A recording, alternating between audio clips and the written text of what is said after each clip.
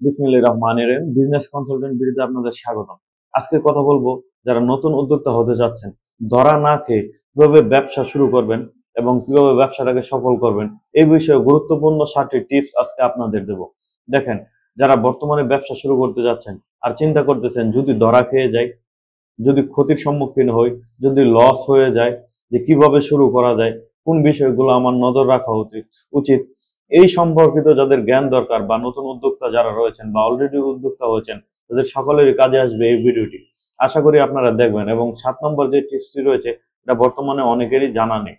দেখেন, গুরুত্বপূর্ণ 7টি টিপসের মধ্যে প্রথম যা বিষয়টা হলো বাজার গবেষণা করা। দেখেন, আপনি যদি বাজার গবেষণা না করে একটি ব্যবসা শুরু করে দেন, তাহলে আপনার ব্যবসার ক্ষতির সম্ভাবনা হওয়ার সম্ভাবনা অনেক বেশি। আপনাকে প্রথমে এই বিষয়টা নজর রাখতে হবে এবং ইনশিওর করতে হবে যে বাজার গবেষণা করে যে জিনিসটার চাহিদা অনেক বেশি বা সময়ের সাথে যা এখন চলতেছে, ওইরকম একটি ব্যবসা আপনাকে প্রথমে খুঁজে নিতে হবে, তারপরে এই ব্যবসাটা আপনাকে শুরু করতে হবে। 2 নম্বর যে বিষয়টা রয়েছে তা হলো ছোট থেকে শুরু করুন। দেখেন, প্রথমে আপনি একটা ব্যবসা শুরু করবেন, যদি বড় পুঁজি নিয়ে শুরু করেন তাহলে যদি ক্ষতির সম্মুখীন হন, আপনি বড় একটি ধাক্কা খাবেন।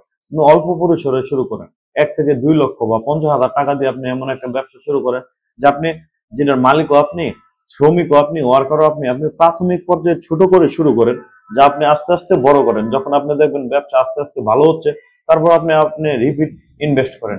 এটা হবে আপনার একজন বুদ্ধিমান উদ্যোক্তার কাজ আর কি। 3 নম্বর যে বিষয়টা তা হচ্ছে খরচ কম লাভ বেশি, এই মডেল বেছে নেন। শুরুতে উচ্চ ভাড়া বা উচ্চ ভাড়া বা আপনার কস্টিং বা লোকজন নিয়োগ, এইসব বিষয়ে আপনি নজর দেবেন না। আপনি কম খরচে শুরু হবে এরকম একটি মডেল নির্বাচন করুন, যা আপনার জন্য হবে খুবই উপযোগী। 4 নম্বর যে বিষয়টা তা হলো নিজে শিখুন, নিজে নিয়ন্ত্রণে রাখুন। দেখেন, যে ব্যবসাটা আপনি করতেছেন এটা প্রথমে নিজে শিখুন এবং নিজের নিয়ন্ত্রণে রাখুন। আপনি যদি প্রথমে ব্যবসাটা অন্য কারো অধীনস্থ করে দেন, তাহলে এখানে আপনার এই টাকাগুলো মেরে দেওয়ার বা আপনার ব্যবসাকে লসের দিকে নিয়ে যাওয়ার সম্ভাবনা অনেক বেশি থাকে। আপনার নিয়ন্ত্রণে যদি ব্যবসা না থাকে শুরুতেই, হ্যাঁ, একটা ব্যবসা আপনি 2 4 5 বছর করার পর আপনি সব জেনে যাবেন যে কোন সাইডে কত টাকার মাল যাচ্ছে, কত টাকার আসছে, কোন সাইডে প্রফিট হবে, কোন আইটেমে লস হবে, এটা আপনার আয়ত্তে আসে যাবে। আপনি শুরুতেই ব্যবসাটা যদি অন্য কারো নিয়ন্ত্রণে দিয়ে দেন, তাহলে সে তার, আপনার যে পুঁজি গেছে, আপনার যে ইনভেস্ট গেছে, এই দিকে তার চিন্তা থাকবে না, তার চিন্তা থাকবে তার দিকে। সে আপনাকে ক্ষতির সম্মুখীন করে ফেলতে পারে।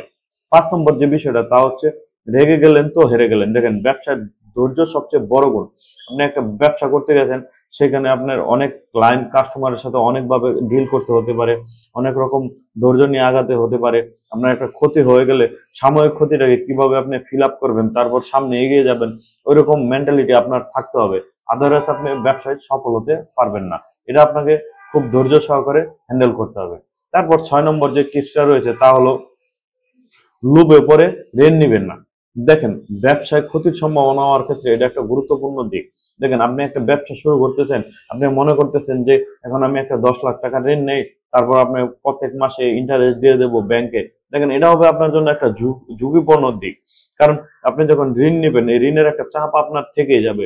এবং ব্যবসা যদি সমসাময়িক সময় ভালো যদি না যায়, আর ব্যবসা সবসময় ভালো যাবে এটাও কথা না, ব্যবসা আপস এন্ড ডাউন থাকবেই। তো সেই দিকটা বিবেচনা করে আপনি ব্যাংক থেকে ঋণ না নিয়ে বা কারো কাছ থেকে ঋণ না নিয়ে প্রয়োজন আপনি একজন ইনভেস্টর নেন। সেক্ষেত্রে কি হবে যে আপনার মাসে যে 50,000 টাকা বা 30,000 টাকা যে ইন্টারেস্ট আসতেছিল, এটা লাগবে না। আপনার পার্টনার এটা বুঝবে যে ব্যবসা এখন ডাউন যাচ্ছে, তো এটা এখন নেওয়া যাবে না। তো এই বিষয়গুলো যদি আপনি চিন্তা করেন, তাহলে ঋণ নেওয়া যাবে না। একান্তই যদি টাকার দরকার হয়, আপনি একজন ইনভেস্টর নেন বা একজন পার্টনার নেন, তার সাথে ওইরকম চুক্তিবদ্ধ হয়ে নেন।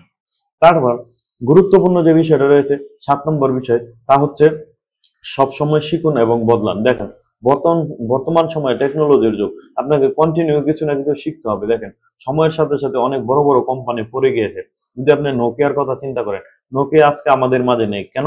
এক সময় দাপিয়ে বেড়েছে পুরো দুনিয়া, আজকে আমাদের মাঝে নেই। এটা এই কারণ তারা নতুনত্বের সাথে অ্যাডজাস্ট হতে পারে না। আপনার ব্যবসাটাকে আপনার নতুনত্বের সাথে অ্যাডজাস্ট করে নিতে হবে। বর্তমান যে টেকনোলজি, যেই হিসাবে ব্যবসা চলতেছে, এগুলো আপনার কাঠামো ফলো করতে হবে। বর্তমানে আপনার কোন অনলাইনের সাথে অ্যাড হতে হবে, কিভাবে আপনার ব্যবসাটাকে আরো প্রসার করা যেতে হবে, এই বিষয়ে আপনার জ্ঞান নিতে হবে এবং শিখতে হবে এবং আপনার ব্যবসাতে প্রয়োগ করতে হবে। আদারওয়াইজ আপনি ব্যবসায় সফল হতে পারবেন না। আশা করি এই ভিডিওটা আপনাদের জন্য খুবই প্রয়োজনীয় হবে এবং আপনারা এই তথ্যগুলো কাজে লাগাবেন, তাহলে আপনারা সফল হতে পারবেন। আর আমাদের বিজনেস কনসালটেন্ট বিডি ইউটিউব চ্যানেলটি সাবস্ক্রাইব করে দিবেন। ধন্যবাদ।